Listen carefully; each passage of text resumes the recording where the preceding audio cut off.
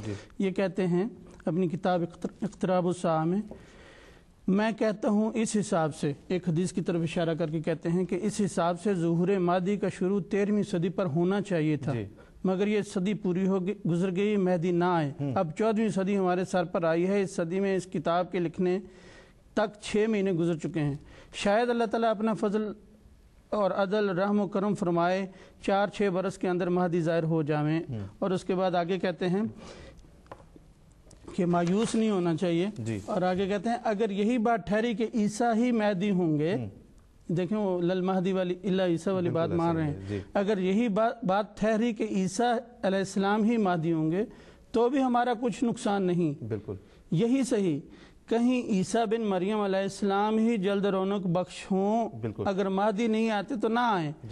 ایک تمنا صاحب ایک شاعر لکھتے ہیں کہ کیجئے اب دعا کہ اے مالک، آ چکا جو غضب تھا آنے کا، ہو چکا امتحان صبر و رضا، اب نہیں وقت آزمانے کا، بھیج اب امام مہدی کو یا طریقہ بتا بلانے کا، اے امام الزمان کہاں ہیں آپ، کچھ بتا دیجئے ٹھکانے کا، جلد آ جائے یہ جو آنا ہے، اب کب آئے گا وقت آنے کا۔ بے شمار حوالے ہو رہے ہیں، میں صرف یہ عرض کرنا چاہتا تھا کہ اس زمانے میں حضرت صاحب کے ظہور کے زمانے میں لوگ بتا رہے تھے کہ یہی زمانہ ہے۔ بالکل، ہم اپنے ناظرین کو یہ بتانا چاہتے تھے کہ اس موضوع پہ اتنا مواد ہے کہ اس کے لیے ایک نشست کافی نہیں ہوگی، ہم اگلا پروگرام اور اس کے بعد بھی ایک پروگرام جو ہے ہم اس موضوع کے لیے ڈیڈیکیٹ کریں گے، مخصوص کریں گے اسی موضوع پہ بات کرنے کے لیے۔ ابھی مجھے بتایا گیا ہے کہ مسز واجد صاحبہ شارجہ سے، میں معذرت چاہتا ہوں، ہم مسز واجد صاحبہ سے بات کرنا چاہتے ہیں، پروگرام کا جتنا کم ہوتا جا رہا ہے اتنا قیمتی، اور مسز واجد صاحبہ ہماری غیر احمدی ویور ہیں، میں چاہتا ہوں کہ ہم ان سے ضرور بات کریں۔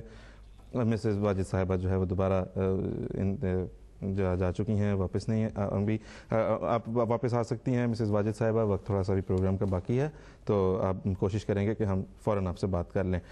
اور اس وقت طاہر صاحب ہمارے ساتھ مجھے بتایا گیا ہے کہ لائن پہ ہیں اور کوئی سوال پوچھنا چاہتے ہیں۔ طاہر صاحب السلام علیکم۔ جی وعلیکم السلام۔ جی میرا نام طاہر گل ہے، اور میرا سوال یہ ہے کہ بعض غیر جماعت لوگ یہ کہتے ہیں کہ احمدی لوگوں کو شادی اور کاروبار کا لالچ دے کے تو احمدی بناتے ہیں، تو آپ پلیز اس کو تھوڑا سا میرے لیے واضح کر دیں۔ جی ٹھیک ہے جی، اس سوال کا جواب ہے، کیونکہ یہ بڑے لوگ کثرت سے پوچھتے ہیں کہ احمدی دوست پوچھتے ہیں کہ کون دیتا ہے یہ لالچ، کیونکہ ہم پیدائشی احمدی ہیں۔ بعض نومو بائے کہتے ہیں ہم جو ہے وہ اپنا دین باقی پہلا گزشتہ چھوڑ کے، مذہب چھوڑ کے ہم جماعت احمدیہ میں داخل ہوئے ہیں، یہ کہاں یہ لالچ دی جاتی ہے؟ یہ بڑا ایک اچھا، میں سمجھتا ہوں اچھے موقع پہ انہوں نے سوال کیا، میں بھی ایک احمدی کی حیثیت سے گواہی دیتا ہوں کہ ایسا کہیں نہیں ہوتا، تو کیا ہے اس کی بنیاد؟ جماعت کا آج کل کچھ ایسا ٹرینڈ بن چکا ہے کہ جماعت کے خلاف نئے سے نئے طرز کے سوالات سوچ کے بنائے جاتے ہیں، اور اعتراضات بھی اس قسم کے بنائے جاتے ہیں۔ اب لوگوں کو یہ ایک لحاظ سے گمراہ کرنے کے لیے بڑا اچھا طریقہ ہے کہ ان کو یہ کہہ دیا جائے کہ جی وہاں پہ جماعت میں جاؤ تو پیسے ملیں گے، یا ان کو بدظن کرنے کے لیے کہ دیکھو جی وہ اس لیے نہ جاؤ کہ یہ تو دیکھو خریداری ہو رہی ہے تمہاری۔ تو یہ دونوں باتیں ہیں جو انہوں نے مثال کے طور پہ بیان کی ہیں، ممکن اور بھی باتیں ہوں۔ پہلا یہ کہنا کہ جی جماعت میں اس لیے ان کو داخل کیا جاتا ہے یا ان کو ترغیب دی جاتی ہے کہ جماعت میں آ جاؤ گے تو شادی ہو جائے گی۔ دیکھیں شادی ایک انسان کی زندگی کا حصہ ہے، ہونی ہوتی ہے۔ اگر جماعت احمدیہ اپنے افراد کے لیے شادی کا کوئی انتظام کرتی ہے تو اس میں کیا قباحت ہے؟ لیکن حاشا وکلا کبھی ایسا نہیں ہوا کہ کسی کو شادی کا لالچ دے کر احمدی بنایا گیا، بلکہ ہم تو ہمیشہ ایسے لوگ جو احمدیت میں داخل ہونا بھی چاہتے ہیں ان کو کھل کر بتاتے ہیں کہ دیکھیں آپ بیعت کے معاملے کو شادی کے معاملے سے قطعاً الگ رکھیں۔ آپ اگر بیعت کرنا چاہتے ہیں تو احمدیت کو ایک صداقت سمجھ کر، اللہ تعالیٰ کا ایک نور سمجھ کر، نیک نیتی کے ساتھ اللہ کی رضا کی خاطر بیعت کریں۔ اس کے بعد جب بیعت کریں گے تو پھر انسان نے شادی تو کرنی ہوتی ہے۔ آپ غیر احمدی رہیں گے تب بھی آپ نے شادی کرنی تھی، احمدی ہوں گے تو تب بھی شادی کرنی ہے۔ تو یہ تو ایک طبی چیز ہے جو اپنے وقت پر ہوتی ہے۔ لیکن یہ کہنا کہ اس کو آپ لنک کر کے پھر شادی کریں، ہرگز نہ اس کو انکریج کیا جاتا ہے، نہ اس کی کبھی لالچ کسی کو دیا جاتا ہے، نہ اس کو تمہ دلائی جاتی ہے۔ یہ چیزیں ہرگز جماعت میں نہیں ہوتی۔ میں کہنا چاہتا تھا کہ ہاں ہم لالچ دیتے ہیں، ہم اقراری ہیں، لیکن ہم وہی لالچ دیتے ہیں جو قرآن شریف نے دیا ہے۔ ان اللہ اشتری من المؤمنین انفسهم واموالهم بان لهم الجنہ، کہ اپنے نفس اور اپنے مال خدا کی راہ میں خرچ کرو تو تمہیں جنت ملے گی. ہم یہ لالچ ضرور دیتے ہیں، اور اسی وجہ سے حضرت مسیح موعود علیہ السلام نے فرمایا ہے کہ جو شخص ماہواری ہر ماہ کچھ نہ کچھ چندہ نہیں دیتا اس کے ایمان میں کھوٹ ہے، اس کو سوچنا چاہیے، اور اس کا نام میں کاٹ دوں گا اپنی جماعت سے. اور دوسری یہ بات کہ ہم تو ہمارے خلفاء خطبات میں بار بار فرماتے ہیں کہ ہر نو آمدی کو عادت ڈالو چندہ دینے کی، خواہ وہ رمضان اور ٹوکن کے طور پہ دے.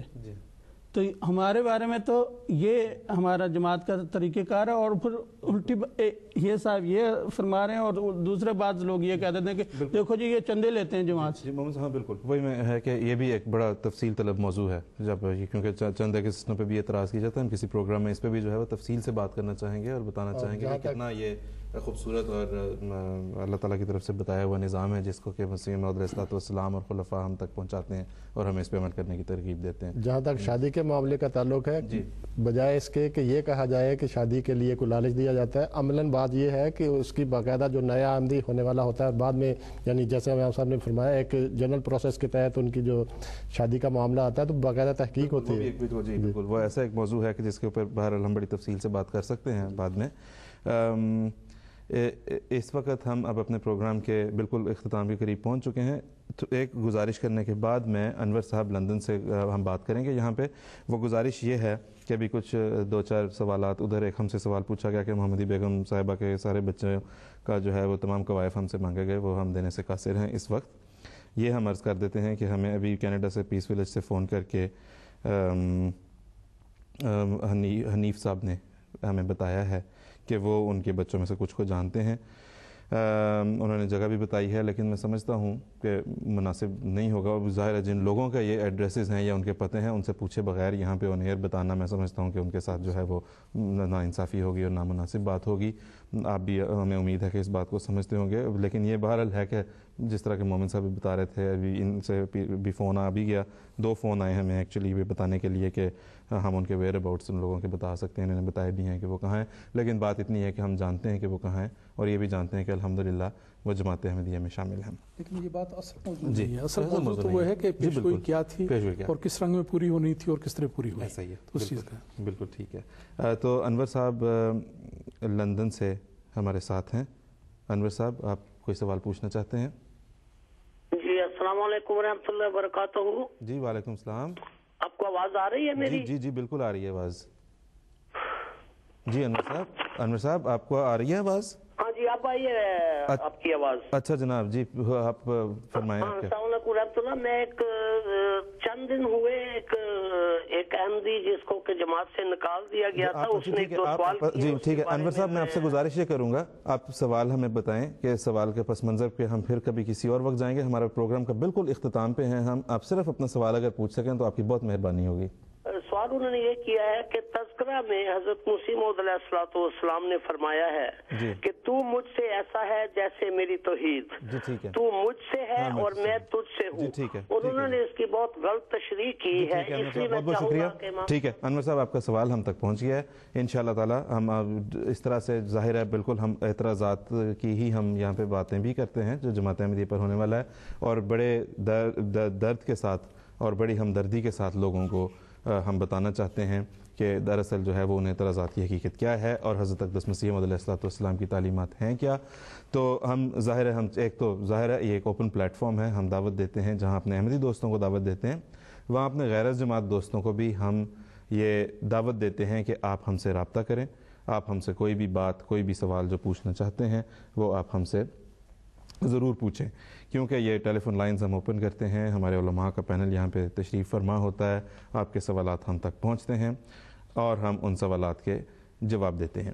تو ہم جی بالکل ہم اب اپنے پروگرام کے اختتام کی طرف جانے سے پہلے ہم عبد المجید احمد صاحب سے دوبارہ بات کچھ کہنا چاہتے ہیں. کہنا تو میں پہلے سوال کے متعلق بھی چاہتا تھا، لیکن اب یہ نیا سوال آ گیا ہے، اب اس کے بارے میں بات کر لیتے ہیں.